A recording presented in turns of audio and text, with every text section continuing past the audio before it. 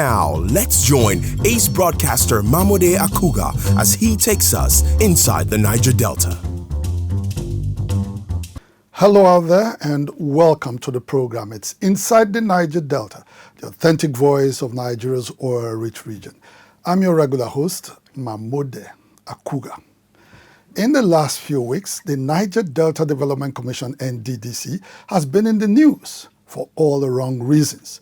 This follows allegations and counter-allegations of massive corruption in the system, which comes to the fore with the ongoing legislative investigation into alleged financial recklessness by past and present managers of the Commission. In today's package, we take a look at the public perception of the rot in NDDC, the ongoing legislative probe, and the Commission's forensic audit ordered by President Muhammadu Buhari in September last year. We will, in the course of the program, take you to AKWA State, where some communities have expressed concern over some abandoned NDDC projects in their domain. Next in our lineup is the reaction of the ISOKO ethnic nationality to perceived socio-economic marginalization.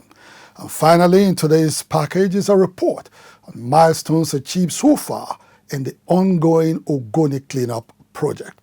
Inside the Niger Delta, the authentic voice of Nigeria's oil-rich region, will be back in just a moment. Don't go away. Niger Delta Development Commission, NDDC, determined to make a difference. Welcome back. It's Inside the Niger Delta, the authentic voice of Nigeria's oil-rich region. Some observers of the ongoing legislative probe into alleged financial recklessness by the Niger Delta Development Commission, NDDC, have described it as lawful and timely. They are optimistic that the outcome of the process instituted as part of oversight powers of the National Assembly over the NDDC will complement a forensic audit of the Commission as ordered by President Muhammadu Buhari. Correspondent Lovely Ofigo tells us more.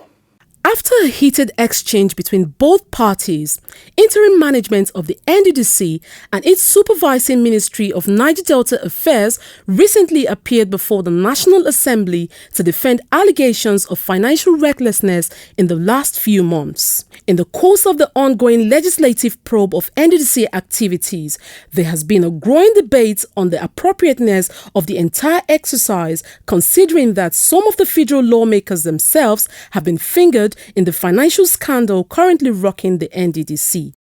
Some close observers of unfolding events in the ongoing probe, however, insist that it is within the constitutional purview of the National Assembly to scrutinize activities not only of the NDDC, but any other government agency for that matter. They have the power to investigate into allegations of fraud or mismanagement where it has to do with agencies of government or government departments. So of course, if they feel that something has gone wrong or something is not properly done, they have a right to investigate. I think it's a welcome development. It's part of checks and balances so that we know what amount of money has been invested into the commission, how much the commission has put in terms of execution of projects, and whether it's akin with the realities on ground. It's necessary. Reacting to insinuations that the NDDC probe was instituted by the National Assembly to scuttle the forensic audit of the Commission's activities as directed by President Buhari in September last year, some respondents maintained that it could provide a solid foundation for any meaningful attempt to get the NDDC more accountable and transparent in its activities. It will be foolhardy to begin to argue or begin to contemplate over the role the National Assembly should be playing. What they are doing now, to my mind, is, to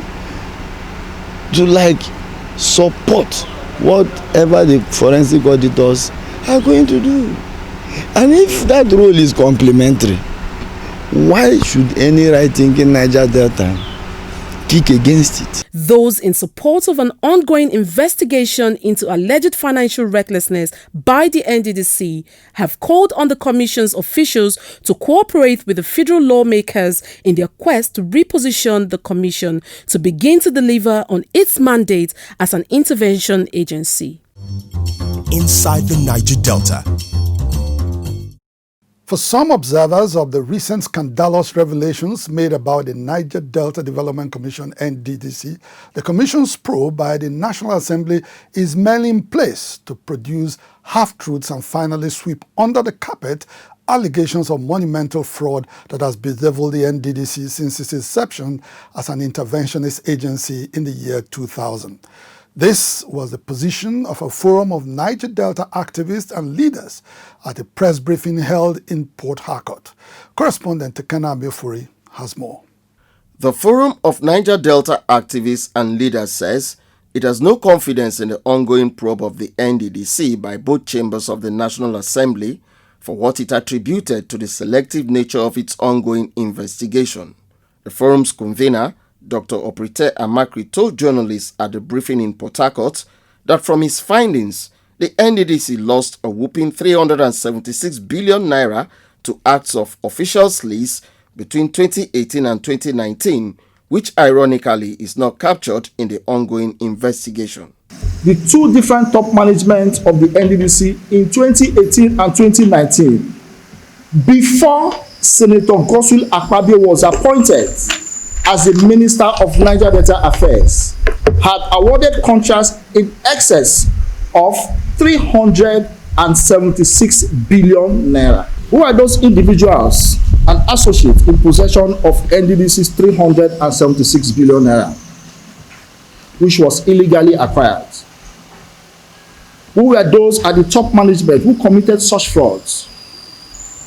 And why have they not been probed by the National Assembly members?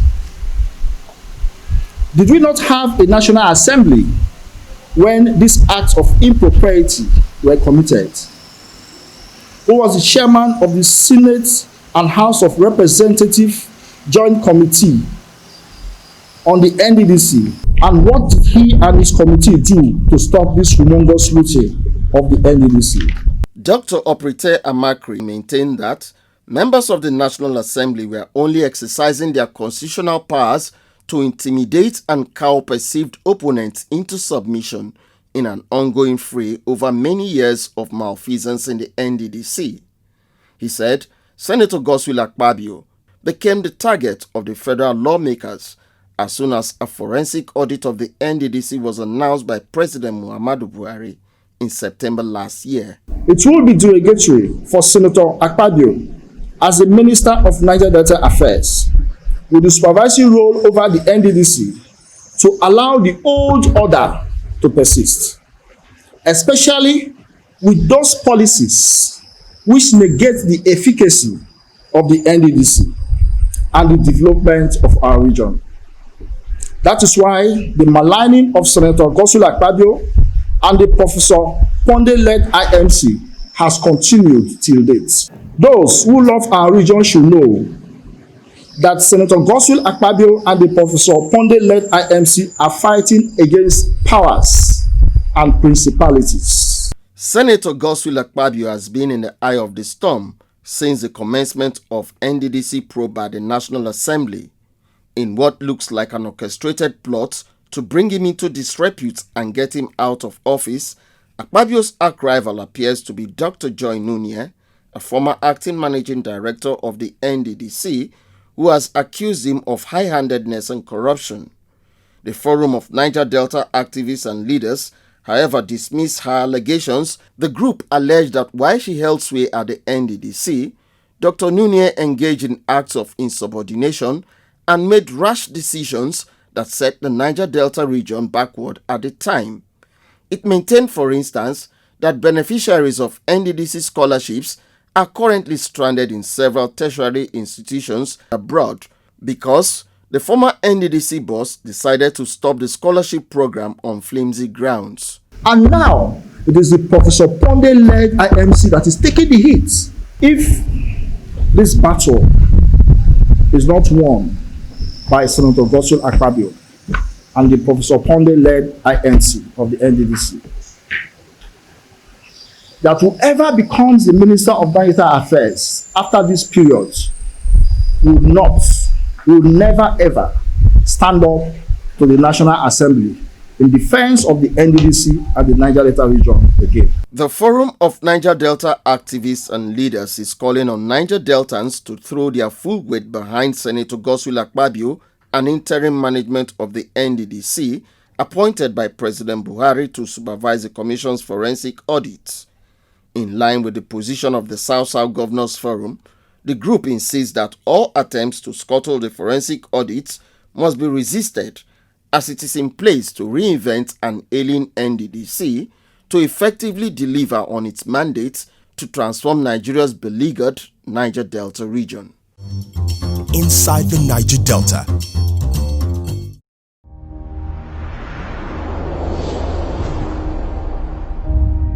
From its humble roots in 1999, ITAO has grown to become one of Africa's fastest energy leaders, contributing in no small measure to the advancement of the Nigerian energy industry. Our integrated value chain in the upstream, downstream, and power sectors is underpinned by extensive local capacity development with significant opportunities to sustain ITAO's future business. In 2014, ITAO raised the single largest debt financing in Nigerian oil and gas sector from local banks to become the successful bidder for 45% of OML 29. ITAO is breaking new grounds. We have a clear vision for the future and the knowledge and assets necessary to provide for our energy needs on a regional and global scale. Get to know the future. The future is ITAO. In our continuing effort to track NDDC projects across the Niger Delta, we will today take a trip to Akwa Ibom State, where communities in Ibuno and Oron local government areas of Akwa Ibom State have drawn the attention of the Niger Delta Development Commission (NDDC) to the stalled state of some signature projects initiated to benefit them. Correspondent Nelson Ajay reports that the non-completion of the projects is taking a huge toll on the development of the affected communities.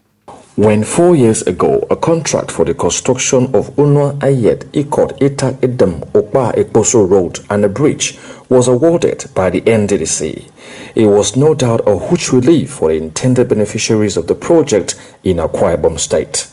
However, the people's hopes and aspirations have been dashed following a non-completion of the project. The project was meant to link over 20 riverine eastern communities in Ibuno local government area. From the starting point where we are now, you can see the job that has been done. Then the bridge here has been abandoned, that the other area you cannot access it. So we are now trying to let people know or ask NDDC or government why this road, since we cannot get any information from the contractor what is really happening. This road was commented by NDDC almost 5 years now. But we don't know why this road I keep up with now. They don't complete this road. And now we can look. Bridge that cross to Mbo, because this road leads to Mbo. From here, I record this way to Mbo. But we don't know why the contractor they're giving this contract are not doing this, so we are lamenting. Also abandoned is a land reclamation and shoreline protection project. The contract was awarded to provide succor for some villages that were overtaken by seasonal coastal erosion. NDDC awarded a contract through the plea from Ibono people to please come and do whether resurfacing or construction of another shoreline to protect the area. And the contract was awarded to Smith Engineering Services, though I cannot precisely tell the year the contract was given to them. But as you can see now, the contract, this is their yard, which the contract has been abandoned for some years now. Nothing has been done about it, and you can even see the shoreline protection, how it is now, that if this project is not completed, the people here will be exposed to more marine erosion problem. Meanwhile, in Oron local government area, there was a handful of uncompleted road projects by the NDDC, like the Marianne Road and the Oron Jetty Road.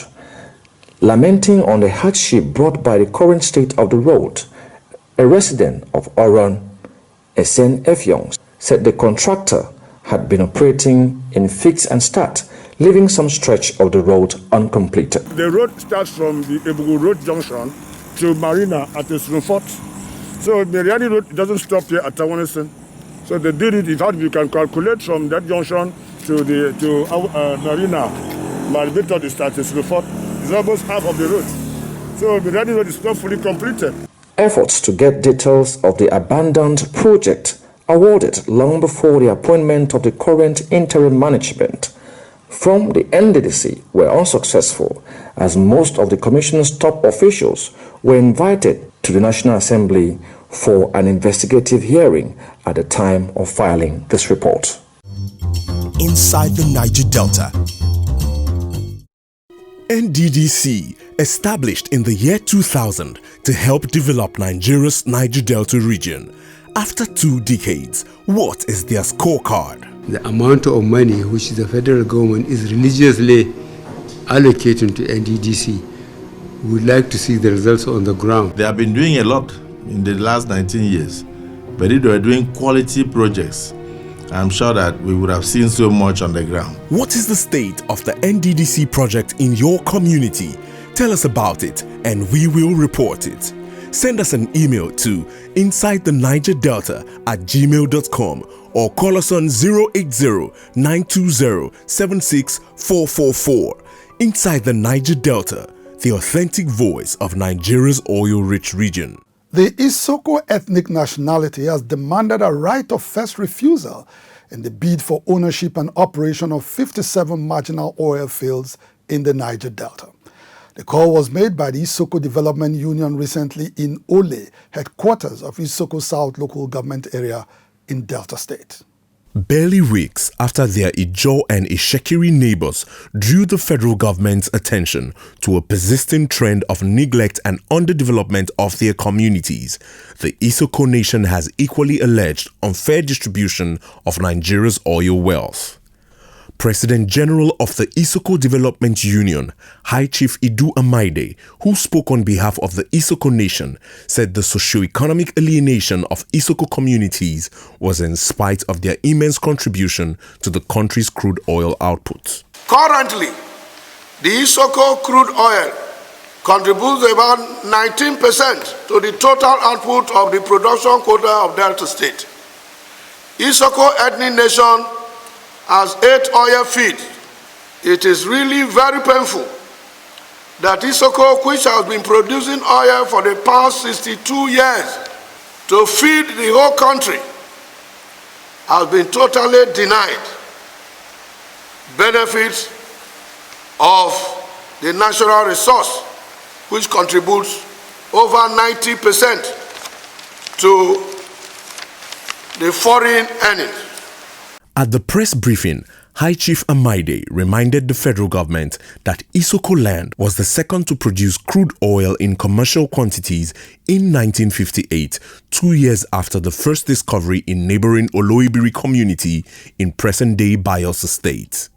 To ensure justice and fairness for the ISOKO people, the elder statesman demanded that they be given right of first refusal in the bid for ownership and operation of 57 marginal oil fields in Delta State. For too long, outsiders who are not necessarily better qualified than our people are brought into the system to buy our God-given oil assets. Those of us from oil-producing communities should be given the right of first refusal in the building process. We therefore call on federal government to discontinue any action to the contrary. The ISOKO people are giving the government 2 weeks ultimatum to make positive statement about our demand for fairness and justice, failing which we will be constrained to shut down all oil and gas fields in ISOKO land. In over 2 decades of oil conflict in the Niger Delta, the ISOKO people have opted for a non-violent approach to the struggle for an existence in the region. They expect, therefore, that the federal government would reciprocate their demonstration of goodwill over the years by acceding to their legitimate request to partake in the oil wealth generated in their land. Inside the Niger Delta. The Hydrocarbon Pollution Remediation Project, HYPREP, recently opened bidding for the award of contracts to provide potable water in oil-impacted OGONI communities. Speaking at the sidelines of the bidding process in Port Harcourt, HYPREP's coordinator, Dr. Marvin Dekil, observed that the commencement of the water project was in fulfillment of one of the key emergency measures recommended by the United Nations Environment Programme UNEP in its report submitted to the federal government in August 2011. After carrying out detailed investigations into soil and groundwater pollution occasioned by several decades of crude oil extraction in Ogoni land, UNEP discovered that in no fewer than 10 communities, drinking water was contaminated with high levels of hydrocarbons, which it considered a serious threat to public health in affected communities. Consequently, the UN agency in its August 2011 report to the federal government identified potable drinking water as one of the key emergency measures to be taken to offer the Ogoni people a new lease of life. To the dismay of some interest groups, the Ogoni Cleanup Project Implementing Agency, HYPREP, could not provide potable drinking water for the communities at the actual commencement of the project in January 2019. The project coordinator, Dr. Marvin Dekil, however, maintained that the perceived delay was not deliberate as it followed a systematic process leading to the recent opening of a pre-qualification bid for the award of contracts to provide potable drinking water for Ogoni communities. What we're doing here follows due process, scientific process, laid down processes, the best international way to do these things. So you're not also expecting us that we will just drill boreholes like you know it and put water is tap. No, we're not doing that. We're taking our time to study the aquifers, look at the content of the water, look at the geology of the area. All of those studies are to be followed. Then we look at the best way to treat the water that is coming there. What are the contaminants there? How are the best ways? So all of these things are incorporated. We're also looking at the reticulation. So when you produce the water, how do you get it across to the people? What is the best way? What sort of material are you going to use? What width of material? What are those things that need to be considered? What are the flow pressure? There's a whole lot that is involved. The bid for 6 slots in 4 local government areas is expected to allow for the emergence of the most competent contractors to handle the water project. In line with the vision of its supervising Ministry of Environment, HYPREP has concluded arrangements to deliver a water project that meets the World Health Organization standards. According to Dr. Dekil, the water so provided will be extended beyond oil-impacted communities. There are particular communities where UNEP identified that they need water. All of those communities, those local communities in Ogale, Neleme, in Kedere, Bidere, and in Peya, these are particular communities in Korokoro. These are particular communities identified where a lot of work is going on right now, both for remediation. These are also priority communities for us to have water.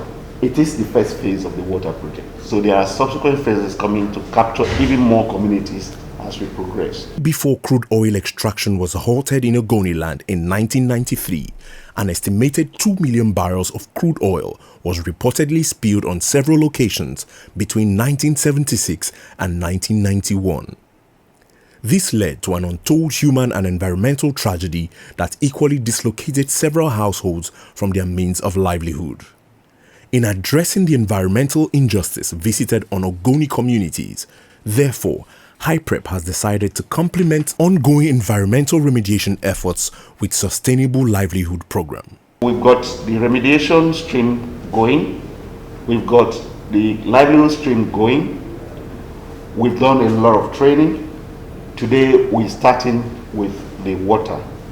So today is quite an important day in the achievements of HYPREP.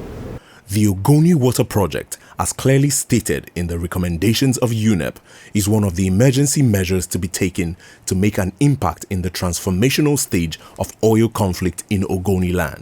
According to HYPREP, the all-important project will commence in the next few weeks.